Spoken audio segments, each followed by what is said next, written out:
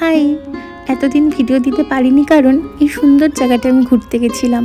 যারা যারা মেঘালয় গেছো তারা নিশ্চয়ই এই ডাউকি রিভারে বেড়াতে গেছো। এত পরিষ্কার জল যে ভেতরে সব কিছু স্বচ্ছভাবে দেখা যাচ্ছিল। এই পাথরটা নিজের জন্য কুড়িয়ে এনেছিলাম। একটা স্মৃতি না হয় রেখে দেওয়া যাক। গলার অবস্থা ভীষণ খারাপ, একটু কষ্ট করে শুনে নিও। প্রথমে ভেবেছিলাম খালি নাম আর ডেটটা দিয়ে রেখে দেবো, তারপরে ভাবলাম এই এবড়ো খেবড়ো পাথরটার ওপর কয়েকটা এলোমেলো ছোট ছোট ফুল এঁকে দিই। আমাদের জীবনটাও যখন এলোমেলো হয়ে যায় তখন কিছু মানুষ এইরকম ফুল হিসাবে আমাদের জীবনে ফুটে উঠে জীবনটাকে আরও সুন্দর করে তোলে। পাথরের সারফেসটা ভীষণ অমসৃণ ছিল, ঠিকঠাক করে আঁকা যাচ্ছিল না।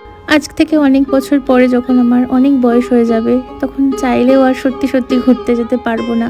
তখন যখন এই পাথরটা আমার চোখের সামনে থাকবে তখন এই স্বচ্ছ নীল জলের নদীটার কথা আমার বারবার মনে পড়বে। ভিডিওটা ভালো লাগলে একটা লাইক করে দিও। টাটা।